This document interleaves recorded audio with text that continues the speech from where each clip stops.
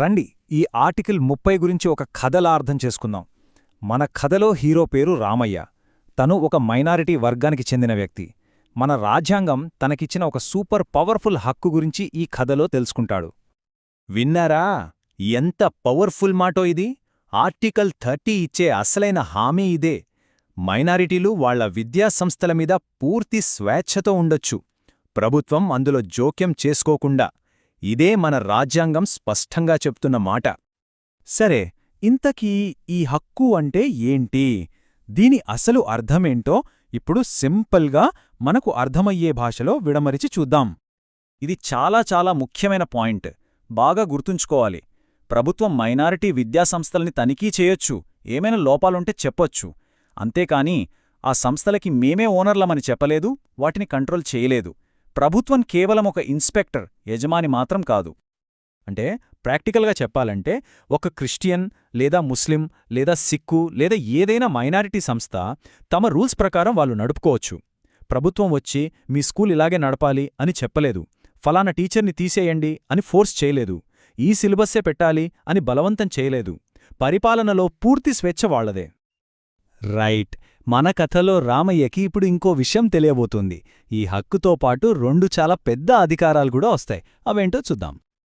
అవును, సరిగ్గా విన్నారు. 1 కాదు 2. ఆర్టికల్ 30 కింద 2 పవర్ఫుల్ రైట్స్ ఉన్నాయి. ఈ 2 కలిస్తేనే దీనికి అసలైన బలం వస్తుంది. అవేంటంటే, మొదటి అధికారం, ఏ మైనారిటీ కమ్యూనిటీ అయినా తమకు నచ్చిన స్కూల్, కాలేజ్ లేదా యూనివర్సిటీని స్థాపించి తమ పద్ధతిలోనే నడుపుకోవచ్చు. ఇక 2వ అధికారం, ఇది కూడా చాలా ముఖ్యం. కేవలం అది ఒక మైనారిటీ సంస్థ అన్న ఒక్క కారణంతో ప్రభుత్వం వాళ్ళకివ్వాల్సిన గ్రాంట్లు, ఫండ్స్ లేదా గుర్తింపును ఆపలేదు, వివక్ష చూపకూడదు. ఈ 2 ఒకదానికొకటి సపోర్ట్ చేసుకుంటాయి. సరే, ఈ హక్కులన్నీ బానే ఉన్నాయి. కానీ అసలు ప్రశ్న, ఎవరు ఈ మైనారిటీలు? మన రాజ్యాంగం ప్రకారం ఎవరికి ఈ ప్రొటెక్షన్ దొరుకుతుంది? ఆ డీటెయిల్స్ చూద్దాం. చూడండి, మన దేశంలో ప్రధానంగా 2 రకాల మైనారిటీలకు ఈ రక్షణ ఉంది. మొదటిది మతపరమైన మైనారిటీలు, అంటే ముస్లింలు, క్రైస్తవులు, సిక్కులు, బౌద్ధులు, జైనులు, పార్సీలు. రెండోది భాషాపరమైన మైనారిటీలు. ఇది కొంచెం ట్రిక్కీ, ఎందుకంటే ఇది రాష్ట్రానికి మారుతుంది. ఉదాహరణకు, కర్ణాటకలో తెలుగు మాట్లాడేవాళ్లు లేదా మన తెలంగాణలో తమిళం మాట్లాడేవాళ్లుంటారు కదా, వాళ్ళు ఆయా రాష్ట్రాల్లో భాషాపరమైన మైనారిటీలన్నమాట. ఇంత క్లియర్గా హక్కులున్నా కూడా రియాలిటీలో వీటిని ఉల్లంఘించే సంఘటనలు జరుగుతూనే ఉన్నాయి. అసలు ఈ హక్కుని ఎలా నీరుగారుస్తున్నారు, ఎలాంటి ఇబ్బందులు ఎదురవుతున్నాయో కొన్ని నిజజీవిత ఉదాహరణలు చూద్దాం. ఉదాహరణకి ఇది చూడండి. ఉన్నట్టుండి గవర్నమెంట్ వచ్చి ఒక మైనారిటీ స్కూల్ని టేకోవర్ చేయడం, ఇది కంప్లీట్గా చట్టవిరుద్ధం. అలా అస్సలు చేయకూడదు. ఇంకోటి, స్కూల్ మేనేజ్మెంట్ని బెదిరించి ఫలానా ప్రిన్సిపల్ని తీసేయండి, ఫలానా స్టాఫ్ని తీసేయండి అని ఫోర్స్ చెయ్యడం, ఇది కూడా వాళ్ల పరిపాలనలో తలదూర్చడమే. ఇది కూడా ఉల్లంఘనే. ఇదే 2వ అధికారాన్ని డైరెక్ట్గా ఉల్లంఘించడమే. కేవలం అది మైనారిటీ సంస్థ కాబట్టి దానికి రావలసిన నిధులు ఆపడం పెద్ద నేరం. అడ్మిషన్ల విషయంలో తమకంటూ సొంత పాలసీలు పెట్టుకునే స్వేచ్ఛ మైనారిటీ సంస్థలకు ఉంటుంది.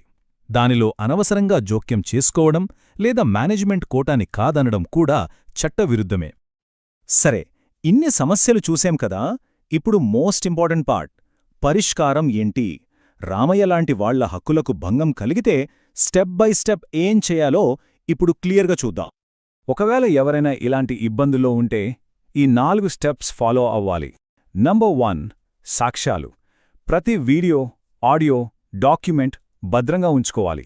నంబర్ 2, వెంటనే కొత్త బిఎన్ఎస్ సెక్షన్ల కింద ఎఫ్ఐఆర్ ఫైల్ చెయ్యాలి. నంబర్ 3, మైనారిటీ కమిషన్కి కంప్లైంట్ ఇవ్వాలి, వాళ్ళు త్వరగా స్పందిస్తారు. ఫైనల్గా హైకోర్టుకు వెళ్లి రిట్ పిటిషన్ వెయ్యాలి. దీనివల్ల తక్షణమే స్టే ఆర్డర్ వచ్చే అవకాశం ఉంటుంది. ఈ కొత్త భారతీయ న్యాయ సంహిత అంటే బిఎన్ఎస్ ఒక రకంగా చెప్పాలంటే పాత ఐపీసీ కన్నా చాలా పవర్ఫుల్.